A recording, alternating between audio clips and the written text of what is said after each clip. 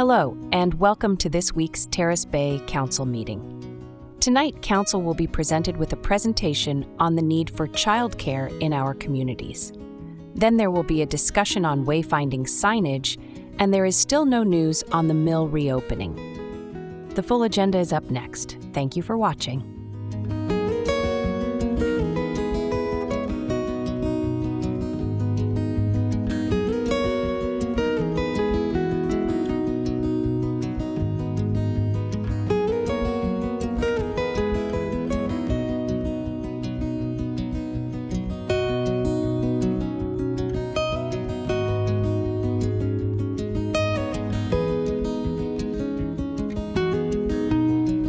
I have a motion moved by Councilor Juneau, second by Councilor St. Louis, resolved that the minutes of the regular council meeting held June 17th, 2024 be approved as presented. Any questions on that motion? All in favor? Carried.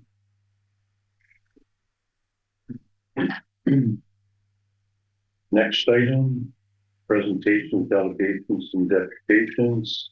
Mr. Circle of Northern Policy Institute, you have the floor.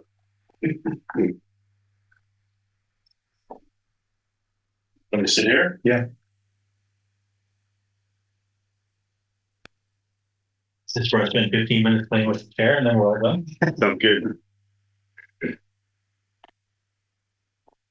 Well, thanks for the invitation to join council meeting. So as you know, I'm Terrace Bay. I'm President and CEO of the Northern Policy Institute. Got offices here in Thunder Bay and in Bristol Lake. Been around a decade now. Very happy to partner with Terrace Bay on looking at the issue of childcare in rural and remote communities, and in particular looking at a case study that looked at Terrace and Stratford in particular as the area around the community, both in terms of the potential demand over the long term for childcare, but also potential models. And we did some work in terms of engaging with the community about their perspectives on things. So put together a few slides just to give a quick summary of the documents. There are two of them. The first one is a needs assessment. It looks at the population projections for the next 20 years. It also looks at population projections based on whether a mill comes back up in line or whether it stays off permanently. And I'll get into a little bit in terms of what we did in terms of looking at population projections of a community that looks like Terrace Bay in that circumstance. The second document summarizes engagement exercises that we did that included both online surveys, direct surveys, a series of focus groups, meeting with council, and some other kind of information gathering with various providers in the region back in August of 2023. Any questions before I jump into the slides? Or are we okay? We're just thinking. Not that I don't trust you, I'm just going to head over my shoulder. So basically the question we were asked is there a need for licensed childcare spaces in Terrace Bay and Stratford? And the answer is yes. I will highlight the fact that I'm talking about licensed spaces. So that's different than informal or unlicensed care that's provided either for a fee or for free by grandparents, extended family members, that type of thing. There is a slide in here that talks about the feedback we received from the community about that model of childcare and whether or not it was as sustainable as a single source of childcare in Terrace Bay and Stratford. And I'll do a spoiler for you and basically tell you that the community is pretty clear that it is not. And I'll explain a little bit later on why. So in terms of the need for licensed childcare spaces, particularly a projected demand over the next 10 years, the answer is yes. You're going to have a reliable, predictable demand that's somewhere between 25 to 45 children will need care preschool. And those numbers are calculated on the basis of two things. We use the current consumption rates across the province of licensed daycare spaces now. So that's about 27% of that age population uses licensed care, whether it's at-home licensed care or licensed care in a childcare setting. The province has actually set a goal based on the fact that there's a federal program that now exists, which is globally called $10 a day daycare. It doesn't deliver $10 a day daycare in many cases, but that's what we all call it. So we'll just refer to that on that basis. But in any event, what the province has estimated is that they expect that as part of that program, we're going to see consumption of licensed daycare move from 27% to 37%. So that gives you the range from 25 to 45 kids over the next decade. So that gives you a sense of where we sit. We'll go to the, if the mill stays closed. And so basically what we did is we did a population analysis of a couple of comparable communities that look like Terrace Bay in terms of population size, economic mix, proximity to other communities. And we looked at the impact on their population in the 10 years post the mill closure, and looked at the changes in terms of their adult population, the population breakdown of the various age groups, and then how that impacted in terms of the number of children of a age that would require care. And basically what we discovered is pretty much what we expected to discover, which is that there's no real fundamental change in demand in the first 10 years from 2024 to 2034 if the mill does not reopen.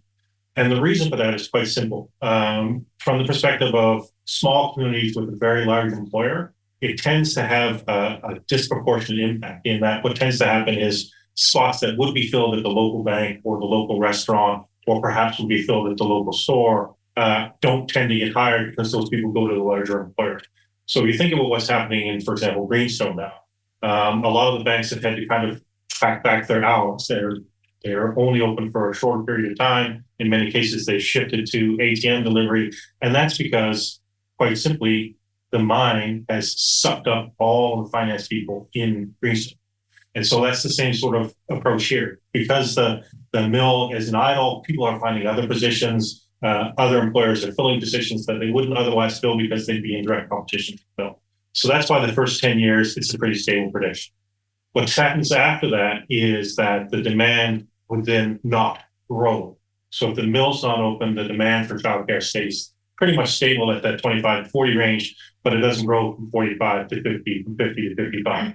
So that's the key change in terms of that.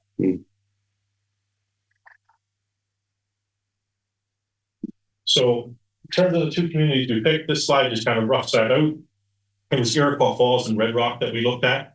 There are detailed slides or detailed tables, formulas, etc., in the papers that back this up. But trying to go into that in a 15-minute presentation before council was going to be a little bit tough. So by all means, if you have questions after the fact, I'm happy to answer them. And you can always kind of get back to us later on. But the projections and the calculations are all there in terms of what was done to go from the changes in these two communities versus what might happen in Terrace if the mill doesn't reopen. We go to the next slide. I've already covered these bullet points quickly in the pieces that I just mentioned. So again, it really is trying to answer the question, how can it be that without the mill, there's still a stable demand? The answer is because before the mill, there was a stable demand for childcare. All it means is that the growth that you would expect if the mill was fully up and operational isn't going to happen. Excellent. So again, I've already covered this as well in terms of my introductory statements. So basically, it kind of lays it out here in a visual format for you to see. So essentially, in that 2024 to 2034 range, you're looking at a group of kids in that 0 to 5 years of age. That's probably about 126 on average over the course of those 10 years. And so if you take that at the provincial access rate, which is 23%, you get about 29 spots. And some of them are going to be part-time, of course, some of them are going to be full-time, but again, that kind of lays it to the strip. So if the township is in conversations with the school board or the local Y or even a for-profit kind of center talking about what is the potential demand, what is the business case here, this is the kind of baseline numbers that you're talking about. Go to the next slide there. These numbers just lay out what happens if you see uptake in consumption. And I will highlight that based on what we heard from the community, I suspect that the baseline scenario for demand for childcare in Terrace Bay and Stryver is higher than the rest of the province would be. I suspect you're going to fall, even without $10 day daycare, well in excess of that baseline 29 spots. And the reason I say that is, and I'm going to cheat myself and get ahead again, but in about 5 slides, I'm going to give you a summary of about a bunch of bullet points that community members gave us. And basically the message about for-fee at-home daycare or at-home daycare that's provided by extended family members is that it's tapped out in Terrace Bay and Stratford. And it's tapped out because, one, many of the people providing it are reaching the age point at which they're really not physically able anymore to sustain delivering those kind of exercises. And the second reason it's tapped out is because there's more kids than there are grandparents. And so the ability to kind of deliver that it simply is not possible any longer. So while there's no question that at-home daycare, even at-home unlicensed daycare or at-home childcare provided by extended family members will continue to be an important piece of the model, no matter where you are, here in these communities, you've reached the point where the community members are telling you very clearly, that's just not going to play out anymore. And in fact, one of the things that we heard very clearly in the discussions we had with community members is that some of the people who are providing that care now actually are enthusiastic about the idea of a core hours daycare center, in that it would ease the burden on the extended family members to the point where not only would they have fewer hours in the week to provide care, but they could offer it evenings and weekends, which again helps you with employers like the hospital, for example, where one of their concerns was that their staff requires non-traditional hours of care. And so there's actually a win-win situation in that you've got your tapped out home care already, and the idea that if you move to expanded licensed care, it actually provides relief and may sustain that supply for a longer period of time on the unlicensed side. Now I lost track of where it's slide by Anton. I'll look over my phone. Okay. In the analysis around community feedback, we did an online survey. And so the next couple of slides just basically tell you things that I guarantee you are not a surprise to anybody in this room. Childcare shortage impact on perceptions. Does the lack of access to childcare in Terrace Bay and Stratford affect the way you feel welcome, comfortable, and content? Well, in excess of 70% said, of course it is. In fact, there were some comments that were very forceful in that they felt that, I'm going to use a quote, so don't feel like this is a direct criticism by me of you. But the quote was, the failure to respond to a known need for childcare feels like no one cares about the issue. Mm-hmm. And that came from the same person who said, I don't have any conversations that don't involve childcare. So clearly they're hearing it, but the lack of response is beginning to feel a pressure. And I'll end with a point on that when I get to the end of my slides. Second question is, due to my current childcare situation, I am unable to work, less available to work, has no impact on me, or I'm actually more available to work. And it's not surprising that in some instances, there's actually people who are more available to work because of the way that sometimes delivery of at-home daycare or at-home childcare is much more flexible. But you shouldn't be surprised to see that well in excess of 80%, it's having an impact on their availability to work, which of course then has an impact on your ability to expand your businesses, attract new businesses, et cetera, et cetera. And then childcare shortage impact on actually how they have stay in the community. And this is sort of good news and sort of bad news in that the trend is the same. So you see that well in excess of 60% indicate that the lack of childcare is having an impact on their ability to stay, their desire to stay, et cetera. The nice thing is, remember that in the other questions, we were talking well in excess of 70 and 75% were expressing very great concerns. So there's at least a 10 to 15% range there where even given the challenges that they're facing with childcare, they're still committed to staying in the community. So that's the little bit of good news in this slide. Options to respond. So in terms of options to respond, you've got the same list that anybody who has a child, a grandchild, niece, nephew, et cetera, is very familiar with. You've got unlicensed childcare in a home-based setting by extended family members. You've got unlicensed care by someone who is not an extended family member.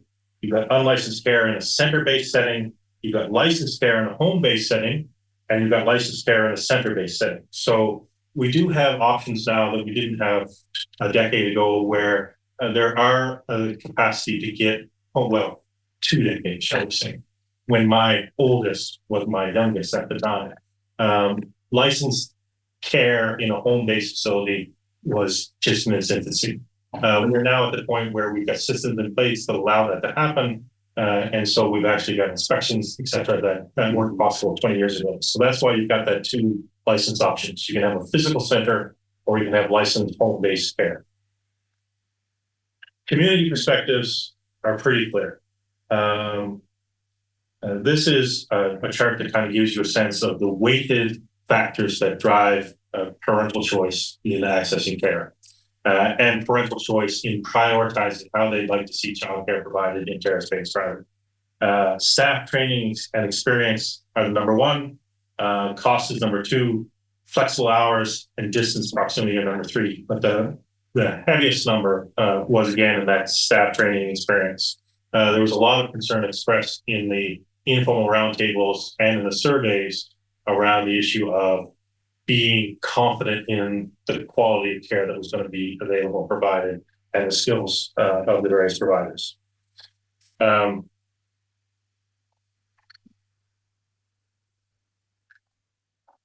realizing I put these two slides in the wrong order in my deck, but that's okay. So the first question, or one of the questions I thought this council might ask is, can Terrace Bay just focus on solving Terrace Bay's problem? And the answer is yes, you can, but not with a center-based care. Basically, when you look at the population numbers, it's roughly 60-40. 40% of the demand is coming from Stryver, 60% is coming from Terrace Bay. You've already experimented in this community with two centers, one in each community, and neither one was able to kind of sustain itself over the long term. Based on the business case that we've looked at in places like Ignace and Red Lake and other smaller communities, the simple fact is that you need a certain population base in order to justify and maintain a fixed community center facility. So if Terrace wanted to go on your own, the best thing for this council and for the community would be to focus on the licensed home-based delivery system. And it's already included in the DSAB's plan. They've already broken out their notional targets into home-based versus community center. Mm-hmm. And some of the advantages of home-based care, of course, is it's quicker to implement, there's less capital investment. And if you're operating those facilities, you don't have to be a licensed CCE, which is one of the things that the province in particular promotes when suggesting that we should be moving to licensed home-based care. If you want to listen to the community members and deliver a center-based care, it will be more difficult. Not impossible, but it'll be more difficult for Terrace Bay just to draw on the Terrace Bay population. And the simple fact is that if you put a center in Terrace Bay, they're going to come here anyway. Just the same way that we actually had some of the parents tell us that they're accessing care in Marathon, they're accessing care in Nippigan. And so that will happen, and you get into the free rider question. Just a quick note on the unlicensed care option. And again, I highlight this because it was one of the, so the first theme was get us care. The second theme was it would be nice to have a center. The third theme was this is not a criticism of people who are providing care right now. And so that's why this slide is here. Unlicensed provision of childcare is going to continue to be an important piece. The feedback from the community is that that option really has maxed out, and I explained to you to a certain degree why. There was unanimous expression in the focus groups and in the survey about appreciation of the people delivering that care now, that they had stepped up, that they had kind of committed the time and energy to deliver it. It was very clear that the parents who were using that care were aware of demands it was placing on their extended family members and other community members, and they wanted to express their appreciation without coming across as being kind of overly critical of the current providers. So I just wanted to make that point. In terms of recommendations, we've looked at the demand, projected demand going forward, experience in other communities, risk factors for the municipality, and really we suggest two things. One is to supplement the existing unlicensed home care, a single childcare center should be open in Terrace Bay to service both Terrace Bay and Stryver. This recommendation will, however, require finding a solution to the lack of reliable scheduled transportation between the two communities for preschool age children. That's a complex issue. It's not going to be easy to solve. And since some of you are laughing, I'm assuming you've been in meetings with the school board and their insurers talking about those kind of things. So reliable transportation between the two communities for parents who don't otherwise have access is going to be an issue in terms of accessing that 40% of your demand marketplace. That could be car sharing. It could be flex transit, like you're seeing just implemented in Timmins this morning. It could be accessing the school board buses that are already running between the two communities. There are, as I suspect most of you are aware, added complexities when you start trying to access the school buses. But it's not impossible, and it has been done in other jurisdictions. It becomes a question of willingness and a question of the capacity to be flexible and respond to the insurance rates. The second recommendation is, if you want to focus on community-based solutions, one for Terrace and one for Striver, it's much better to focus on the home-based care as opposed to the facility. Because again, the worst case scenario is that the community, whether it's council directly or whether it's a nonprofit provider in the community, builds the infrastructure to put a center in place, and then it turns out to be unsustainable, and you find yourself back having this conversation 5 years.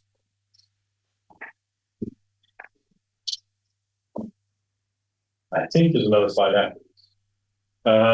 So what are some of the things that the township can do to recognizing that everybody's operating on scarce resources, limited resources? There's not an endless kind of bank.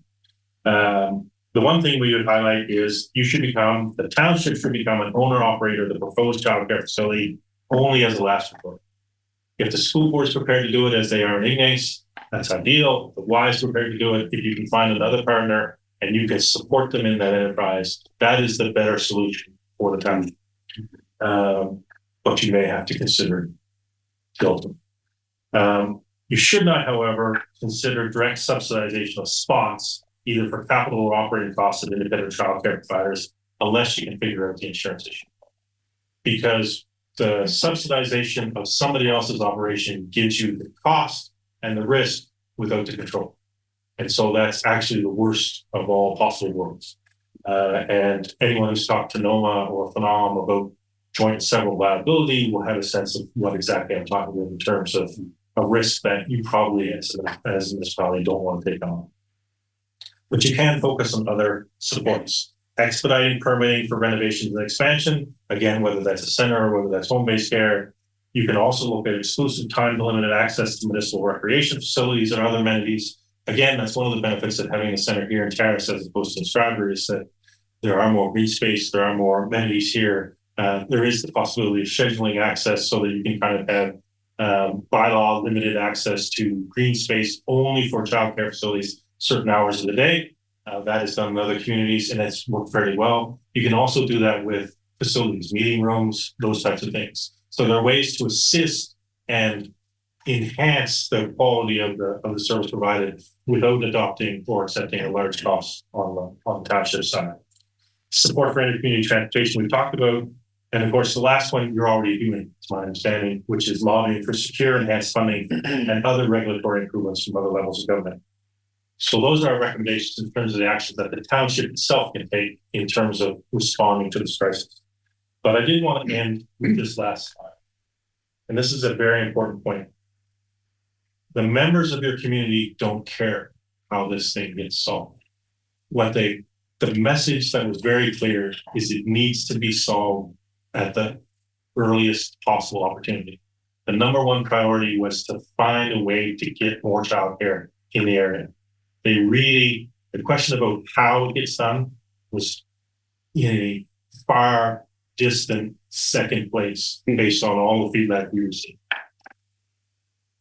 And that, in a nutshell, is what those two papers that are about 110 pages altogether say. Thank you. Any questions? No. No, I think that report didn't really come as a surprise. Yeah, I think we just gave a bigger help for council debate a stand up. Yeah. I will just comment having gone through some of the focus groups and working with the team, it was quite a pleasurable experience. It was very positive. And part of it was it would give people an opportunity to be heard, but the team just did a very good job from my perspective on the way that they conducted themselves. So I appreciate that. And I appreciate even just the delay in releasing it to kind of analyze the results of the mill closure, wherever that looks like in the future. I think that's incredibly helpful for us. For me personally, it is. So I'm, very grateful for that. Well, I appreciate the feedback on the team members, and I agree that the two people who were responsible for the community engagement side did a really great job. Alas, they did such a great job that the federal government stole one of them and called us. How you say? Other questions? No. Okay, thank you very much. Thanks for your time. Okay, thank you.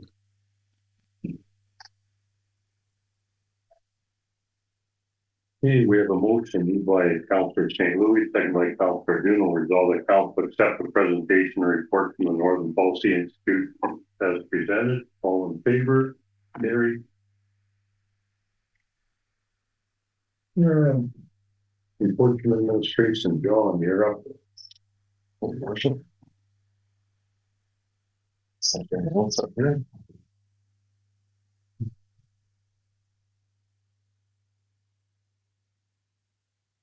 the first is with respect to our DSAB BOI submission note.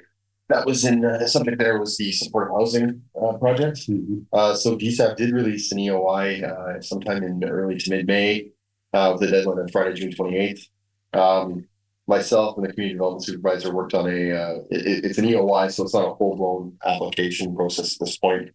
I think they're looking to see what's out there and who has interest. So we did submit an application that was themed around the church site for now. We are exploring other options, but the church site was the best fit for the requirements of the EOI. It's hard to say how we'll fare. There were some preferred characteristics they were looking for, and that were stated right in their EOI that we just don't fit into that. We're the square peg, not fitting the round hole right now. But again, the word on the street was undersubscribed in past years. So there may be an opportunity here for us to get funding either within the program or somewhere inside the program. So that's the update on that. Strategic planning. So the strat plan RFP was issued earlier this month. That was due again on Friday, busy week last week. We had no less than 7 proposals from a variety of different firms returned. So administration will begin evaluating those proposals immediately and bring forward a recommendation to the July 15th meeting. Labor Action Center update. So similar, we also had the Labor Action Center agreement approved at the last meeting. We immediately advertised for the main 2 positions we need to hire. These are Labor Action Center coordinators. So we did that. They were due back on again Friday at 4 p.m. and we received 8 resumes. Trying to get interviews done this week to get the center up and running as soon as possible. Another piece of action there is we have ordered some of the office furniture and computers as well too. We are getting set up in space across all options out there. Okay, thanks. Only the rest go. Administration is currently working with 2 separate contractors on building permit applications for the site. So I believe one contractor and one consultant are working on the actual site development, and another contractor and designer are working on the buildings. So the last update from MTO was in mid-May. Their plans are to have a usable parking area for the 2024-2025 season, essentially sometime in there. Building construction on the site will be slated to begin early 2025 to be completed by the end of 2025. Then the next item is our August council meeting schedule.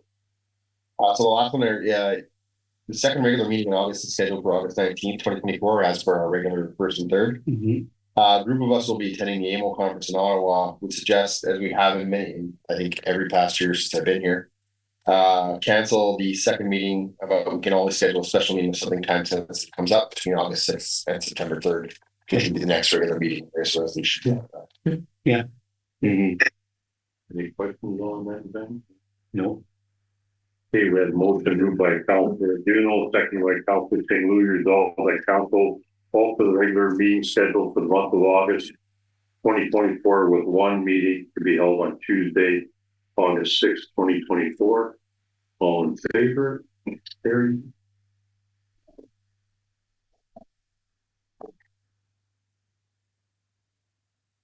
Okay, Danny, you're up. Designated substance survey request for proposal. Thank you, Your Worship. Council will call at the April 2nd, 2024 regular meeting of council, they passed resolution 88, 2024, which enacted bylaw 11, 2024, being a bylaw to amend municipal policy bylaw 786, the asset retirement obligation policy. As per the policy, the municipality must adhere to PS 3280, which addresses specific guidance to retire certain tangible capital assets at the end of their useful lives, including activities ranging from removal of asbestos to the retirement of landfills. Since the policy was passed, administration prepared and issued an RFP for a designated substance survey. The DSS will provide administration with reports on all municipal buildings and infrastructure may possibly have any type of designated substance that would require professional services to remove and the estimated cost of said removal. The RFP was written and sent to 3 vendors with closing date of June 21st. The only reply received was from Stantec Consulting Limited. After reviewing the proposal, administration is confident that Stantec will provide the necessary reports required to satisfy our PS 3280 obligations. So although the item was not identified in the 2024 budget, there is a sense of urgency to complete this, as it will already affect the 2023 audit and financial statements. If left until next year, it would affect our 2024 audit and financial statements as well. Total cost of the proposal is $45,200. It is on a time and material basis, so there is a potential the final expenses will be less. Administration would prefer to fund this from the Buildings Reserve Fund. So the options are that council approve the RFP from Stantec Consulting Limited to provide the DSS reports on 12 municipal buildings and the cost be funded through the Buildings Reserve Fund, or 2, that council does not approve the RFP from Stantec Consulting and direct administration otherwise. Recommendation is option 1. Any questions? No. So I assume that if the potential to be, the final expense to be less, it could also be more? Potentially, but Yeah. So Danny, you said 12 municipal buildings, that there's not 13 that we're just not doing one, it's just, that's all our buildings. it's all 12 of our buildings that were built prior to 1985 or Okay. 80, whatever it is. Okay, so just older buildings. Yeah, which the majority of our buildings are. Okay. Any other questions?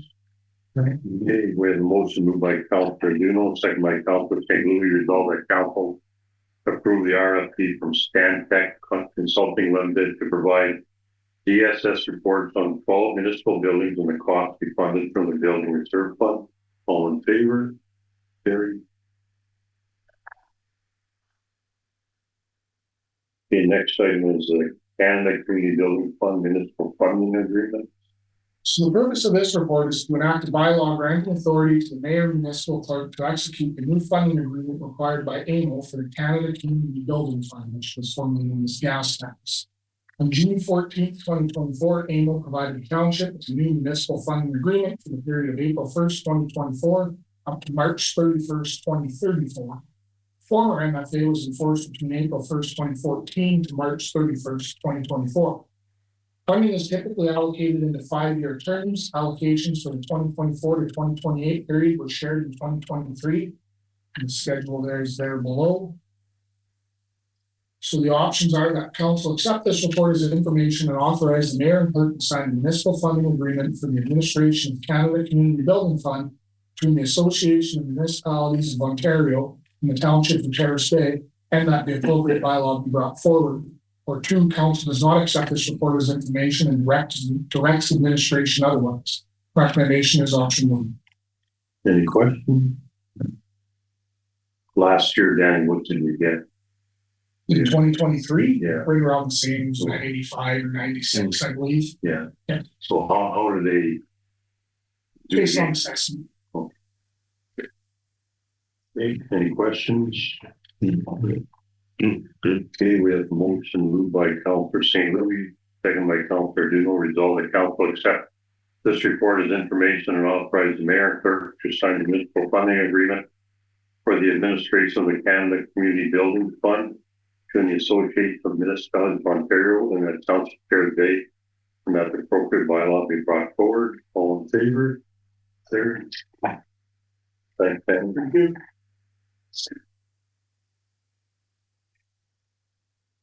Special Projects Coordinator, Stacy, Destination Northern Ontario Partnership Agreement. Good evening, Council. In 2023, administration issued a request for quotations for a firm or individual to complete additional designs to resume our envisioned wayfinding project.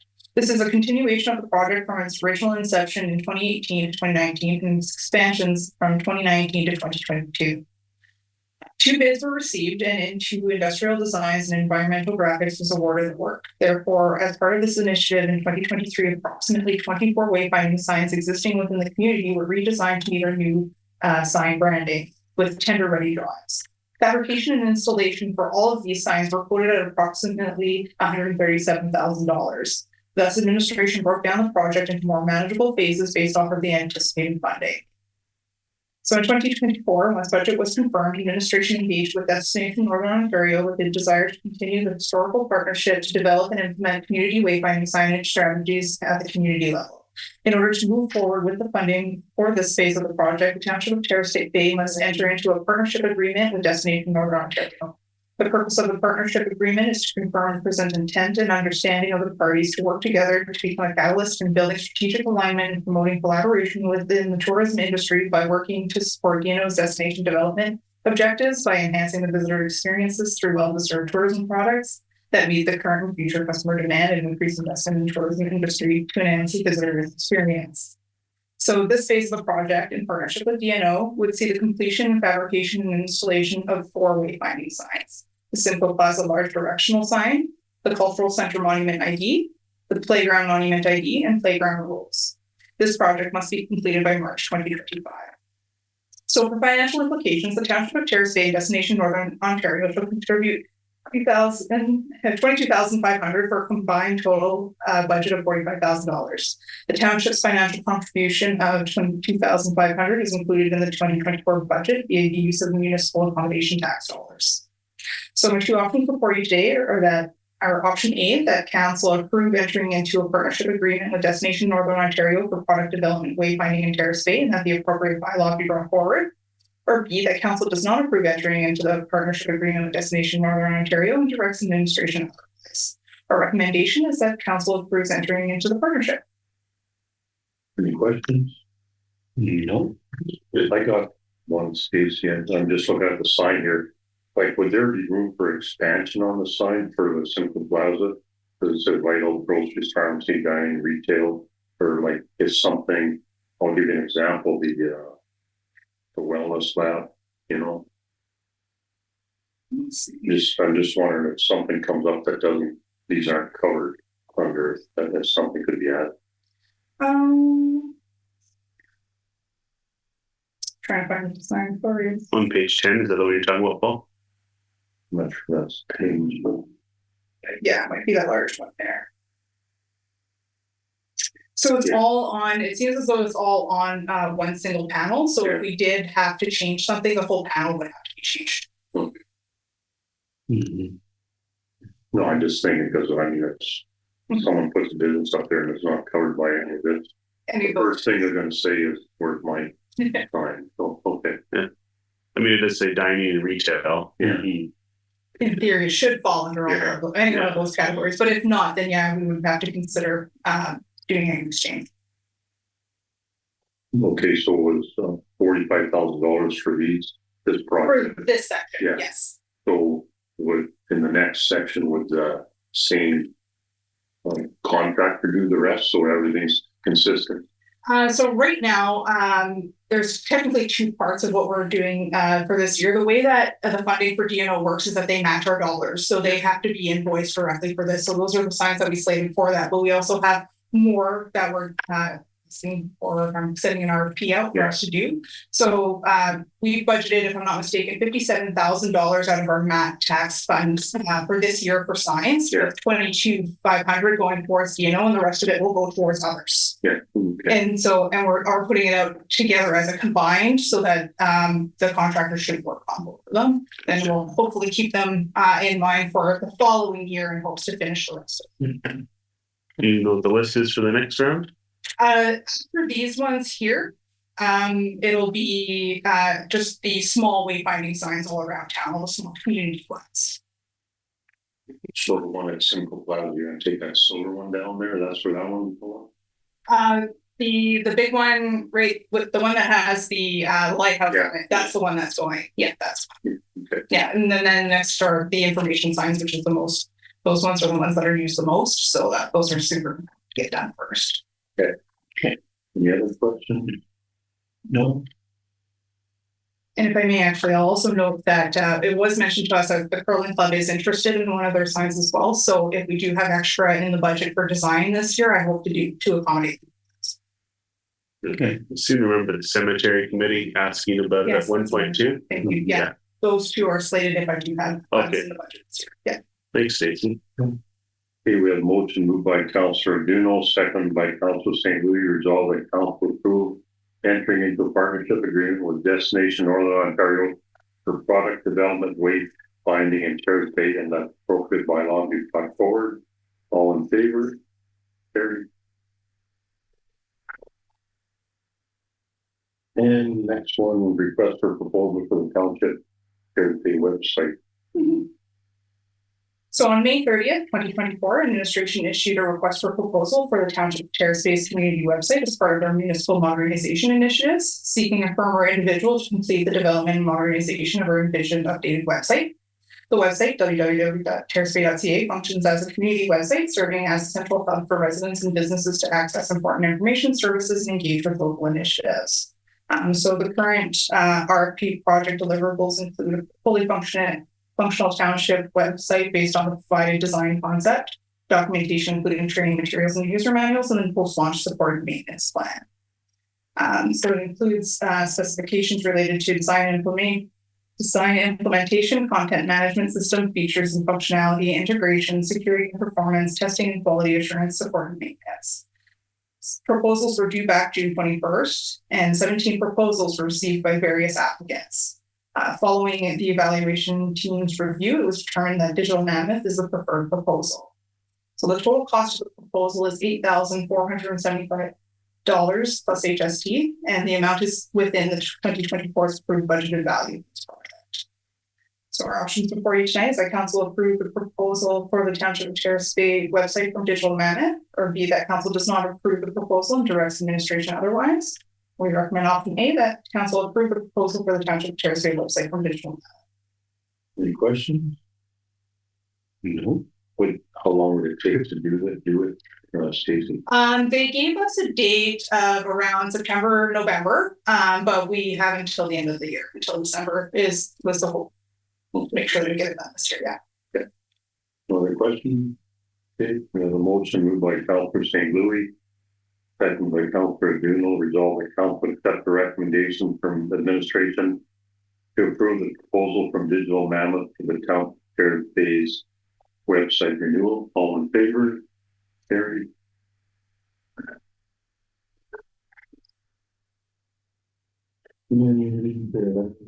Communications, Rick, you had this one brought up, the open fee notice motion. That was for the government on the OPP. Pulling it, something like that. Yeah, this is the one where it was to get them to fund for small municipalities, right, for rural Ontario. And Yeah. I think this was a good idea. Gives us a little better idea of where our police funds are coming from and how much we're getting. Any questions on that, Gary?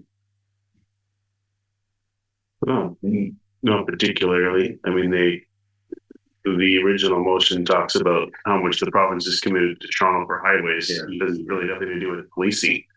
But I mean, I understand the point that they're making, but No problem supporting the resolution. Okay, we have a motion moved by Councillor Duno, second by Councillor St. Louis, whereas it is apparent that the Ontario government has overlooked the needs of small rural Ontario, and whereas Ontario's small rural municipalities face insurmountable challenges to fund both upfront investments and ongoing maintenance of their capital assets, including roads, bridges, water, wastewater, and municipal buildings, including recreational facilities, libraries, and other tangible capital assets. And whereas small rural Ontario's operating needs consume the majority of property tax revenue sources, and whereas small rural municipalities of 10,000 people or less are facing monumental infrastructure deficits that cannot be adequately addressed through property tax revenue alone. And whereas in 2015, the provincial government moved to standardize building for all non-contract OPP 5.1 locations. And whereas the Ontario government has committed $9.1 billion to Toronto alone to assist with operating deficits and the repatriation of the Don Valley and Gardner Expressway, and $534 million to Ottawa for the repatriation of Highway 174. And whereas the annual cost of the Ontario Provincial Police Municipal Policing Bureau for small rural non-contract 521 municipalities is approximately $428 million. And whereas the annual cost is significantly less than the repatriation cost of the Gardner Expressway, Don Valley Parkway, and Highway 174, but provides a greater impact to the residents of the province overall. And whereas this will afford relief to small rural municipalities for both infrastructure and operating needs while having a minimal impact on the provincial budget. Now therefore be it resolved that the Township of Terrace Bay call on the Ontario government to immediately implement sustainable funding for small rural municipalities by reabsorbing the cost of the OPP back into the provincial budget with no cost recovery by municipalities.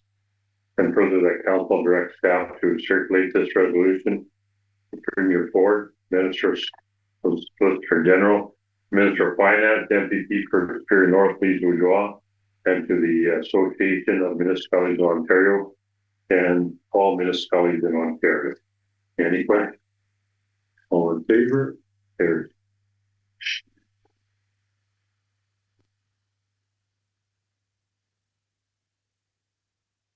And we have a request.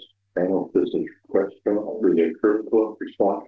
So it's general letter they sent out to a number of this Terrace Bay, and you were included on the list. There is no resolution prepared for that.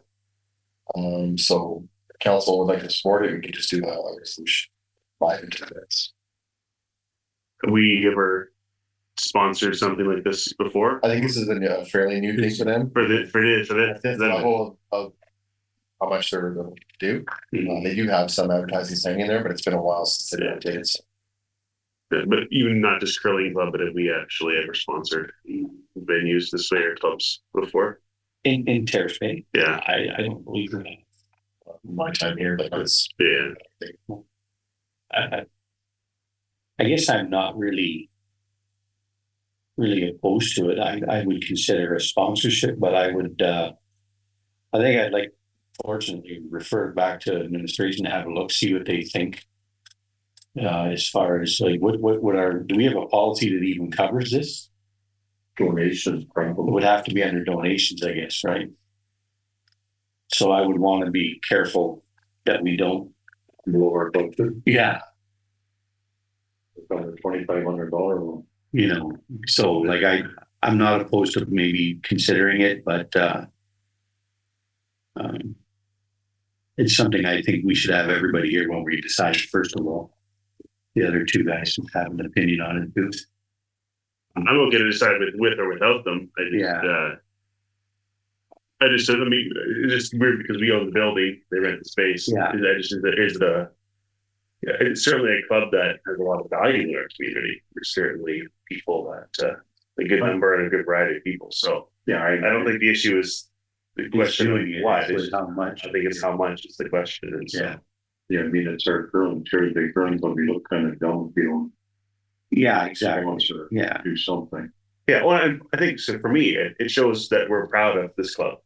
And so we have the opportunity to say, hey, we're actually really excited about it. I mean, we support the golf course. I mean, they don't have our name township on a banner or anything like that, but and that doesn't have to be. But I think that actually helps us make this decision a bit better too. Yeah. And I think good for them to kind of go out and look at some additional funding options for the club too, and for some fresh signs in the club that'll certainly those signs of life. So, as for the amount, I have no idea. It will be Like, to be clear, this is gonna be on the ice surface, right? for the next 2 years. For 2 years? Yeah. Okay. Like I said, I don't have a problem doing it. I'm just not quite sure what spot we want to use. So they need a decision by your next council meeting, so that, I think it says the 15th. Okay, yeah, right, because they have to get the things made up. I mean, I would be prepared just to say, even for the township, for the A2 position, I'd be happy to make that motion tonight. Personally, don't like the A1. There's You know, right over in front of the, Yeah, A1 or A2. A1, right over okay. in front of the. I was just going for the cheaper option, Paul. That's my opinion. There you go. Well, you know, Bert told me he wanted the whole house. Yeah. You know, I'm okay with the A1. Yeah, I'll make the motion, and then we would go with A1 position. I'll second it. All in favor, carry again. We'll have minutes reflect that, and we'll get our policy as possible. Thank you, John. Information item, right there, bylaws.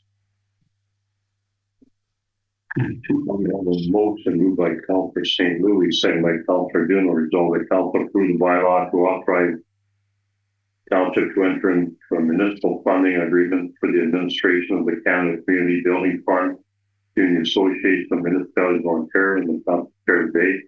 You read it first, second, and third time and finally passed, signed by the mayor and clerk, sealed and numbered on this second day of July 2024. All in favor? Carried.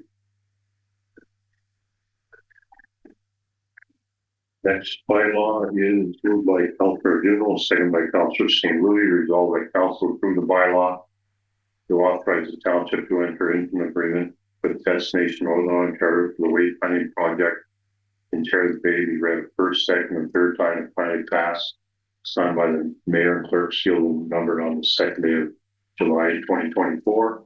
All in favor? Carried.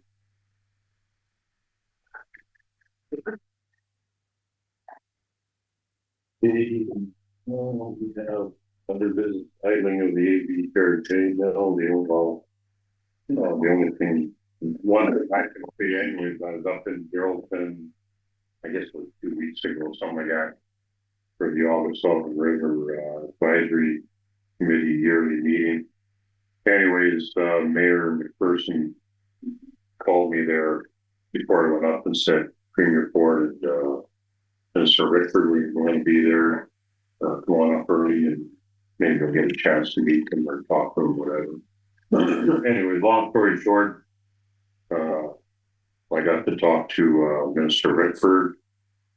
Premier Ford was up there for the Indigenous truck stop they were announcing funding for. But anyways, I talked to Minister Rickford and he didn't say too much except that he is working on file for the mill with Minister Smith. Talked to one of the chiefs up there also, and I think it was Arrow, but he said they're working on trying to get our logo too. So whether there is a connection between Minister Rickford working with Minister Smith because Rickford is the Indigenous minister or whatever. For economic development now. Yeah, read between the lines or whatever you want. Yeah. And, I know John has been trying to get a hold of AB for a week now. They haven't responded for request for a meeting with us. And the other thing, like I told you earlier, Rick, I asked if if there was a chance I'd go for a tour, just have a look, and I was turned down. So, anyway, I don't have, that's basically about it. I mean, unless, AV has a meeting with us, We're in the dark. and realistically, if the government does have something going on, they can't really say too much to us about it. Right. Yeah, they could jeopardize anything happening in the background. Yeah. Nothing else said, John? No, just I did reach out, just to see if we can have one of our regular Yeah, meetings. Just haven't heard back yet. Do understand some person moving away or on vacation, so that might be part of the problem there. It is summertime, so. But as soon as we get a meeting, we'll have another update for council. We do have a meeting at door. We haven't granted it yet, but we have requested delegation at the annual conference with Minister Smith, so we'll get that as well. okay, question period, anything online? This is the question period portion of the meeting. If anybody has a question online, please type it in the chat. This is the first call.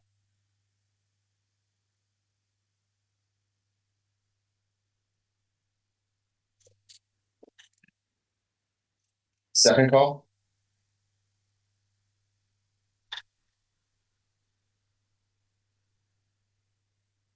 And third and final call.